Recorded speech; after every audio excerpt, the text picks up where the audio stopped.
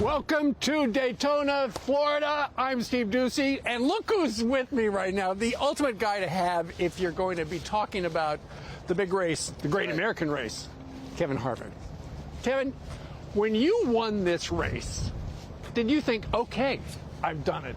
I'm the king of the world. Well, it is the biggest race that you can win in NASCAR, and to win the Daytona 500 and have your name on that Harley J. Earl Trophy next to the legends that have won this race, I mean, that's the accomplishment that every NASCAR Cup Series driver wants to have, is their name on that Harley J. Earl Trophy. So there is nothing like driving in that tunnel and coming into this facility every year to start your season, and to walk out of here with the trophy is right. What every team wants to do this weekend. I would imagine after you won the Daytona 500, you would want to stop by and just give a high five to every one of the 10 jillion people here. Absolutely, and you know, I think that the enthusiasm, our sport is so unique because we start with our biggest race as the first race. Yeah. So you come into this race with enthusiasm from your team. Everybody thinks that they can win. They have the best prepared cars. So when you're able to accomplish that in front of this crowd, on our sport's biggest stage, it makes your year. Yeah. You know, some people may only know you as that guy on Fox Sports. Yeah, it's turned that way. But he's won 60 big races. So, but I've done some research, and I've got your income tax from last year. We're going to go into that in a minute. But I didn't realize you got a go-kart as a graduation present for kindergarten, so you started racing at 5? I did, yeah. That was my kindergarten graduation gift. So we started in a dirt field. My first day didn't end well. It ended under a barbed wire fence. So my career didn't get started off on the right foot, but that's okay. It worked out fine.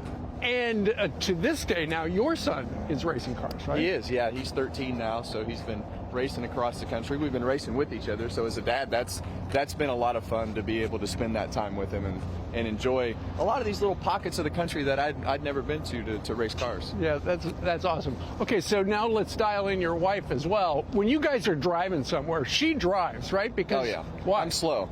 Yeah, so she says I drive too slow, but I think you're all maniacs. So everybody on the road is, in my opinion, somewhat dangerous. See, Rick the camera guy, and I were talking, the older I get, the slower I drive. Well, I've found that out too. What racing against a 13-year-old, I've been humbled pretty quickly that they have no fear, and I have this brain that works in a different way than what it used to. You know, and one thing you NASCAR guys do that drives me crazy, tailgate. I hate a tailgater. If somebody's right behind me, I'm slowing down. Well, you're going to see a lot of tailgating this weekend. That's part of the game here. Indeed. Okay, so there's a real good possibility on Sunday here at the Great American Race. It's going to be raining at some point during the race.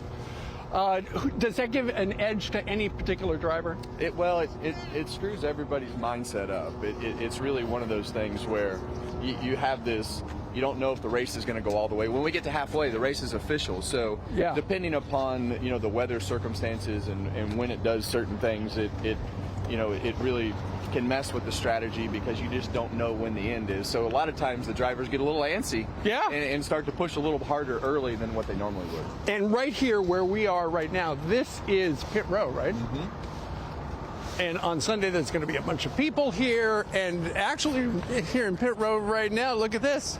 How's it going? It's Ricky Stenhouse Jr.